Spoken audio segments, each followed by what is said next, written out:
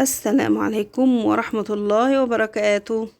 النهاردة كمان فيديو يا جماعة عشان خاطر توضيب الشقة. كده كنا بننفض التراب من على الحاجة لسه، يعني بصراحة التراب دون خد وقت كبير مننا لما شلناه من على الحاجة خالص اللي كانت موجودة في الشقة، اللي كنت سايباها في الشقة.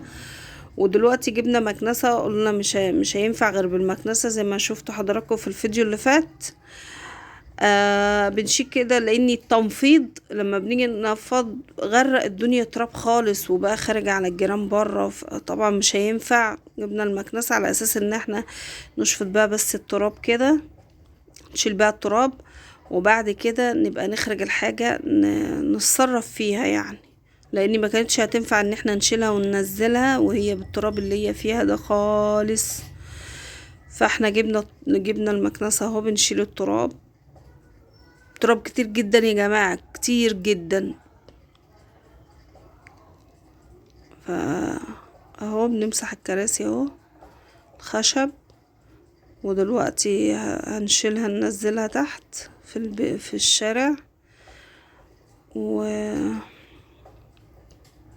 اهي كلها تراب. التراب حتى ما شلناه لازق فيها طبعا، زي ما انتم شايفين الشقة كلها تراب.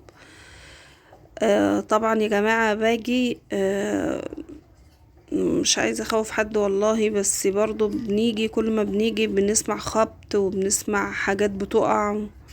يعني انا سمعت واحنا شغالين كده سمعنا خبط في المطبخ من جوه وحاجات وقعت وبصراحة دخلت، انا بقيت خايفة بصراحة اخش، بس قريت القرآن ودخلت شفت وكده. حتى في الفيديو اللي فات لو حضراتكم لاحظتوا وانا بتكلم حصل برضو حاجة زي كده غريبة، بس انا مرضتش اتكلم عليها.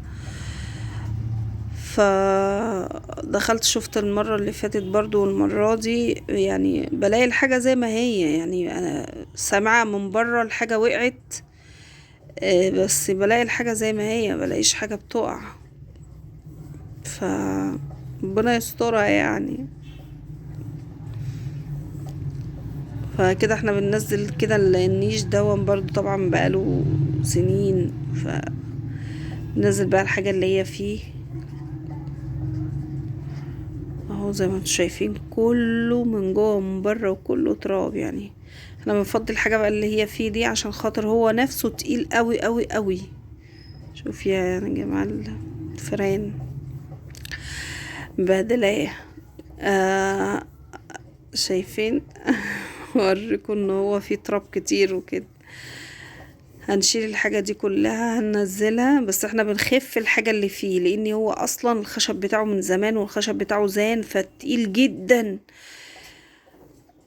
فضينا منه في كتب وفي قرآن وفي كده، فشلناها لوحديها وفضينا منه الحاجة. هنفضي منه الحاجة ايه انتوا شايفين كلها تراب. لا شوف شايفين، هننزل منه بقى الحاجة دي كلها وهنمسحه وهنفضه.